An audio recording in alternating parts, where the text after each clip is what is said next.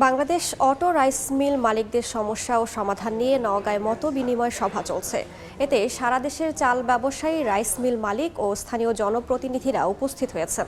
এই মুহূর্তে সেখানে আছেন সহকর্মী এম আর রকি। আরও তথ্য জানাতে সরাসরি চলে যাচ্ছি তার কাছে।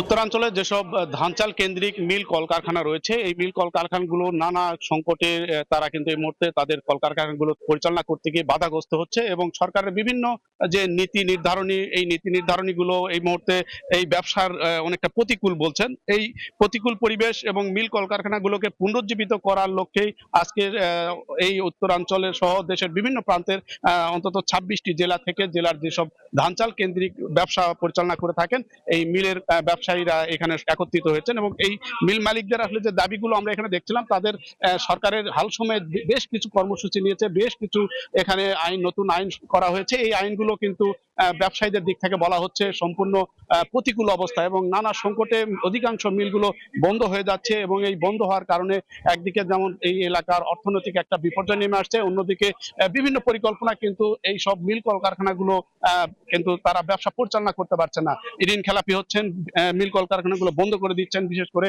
যেসব চাতাল রয়েছে এই উত্তরবঙ্গের মধ্যে উল্লেখযোগ্য চাতালের এরিয়া হচ্ছে কিন্তু নওগাঁ। এখানে প্রায় 1200 ছোট বড় হাস্কিং মিল এবং অর্ধশত কিন্তু এখানে রয়েছে অটো রাইস মিল। এই মিলগুলো কিন্তু বিভিন্ন ক্ষেত্রে পরিচালনা করতে গিয়ে ঋণ খেলাপি হয়ে অনেকটাই বন্ধ হওয়ার পথে এবং এই বন্ধ পরিবেশ থেকে উতরানোর যে দিকগুলো রয়েছে এই সব দিক নিয়ে কিন্তু আজকে এই আলোচনা করা হয়েছে এবং সরকারের কাছে তারা যে মেসেজটা দিচ্ছে যে যেহেতু এই মিল কলকারখানাগুলো বন্ধ হয়ে যাচ্ছে, ক্রমান্বয়ে অসংখ্য বেকার হয়ে যাচ্ছে এবং সরকারের নীতি নির্ধারণী প্রক্রিয়ায় কিন্তু এই মিল কলকারখানাগুলোর দিকে নতুন করে নজর দেওয়ার তারা দাবি জানাচ্ছেন।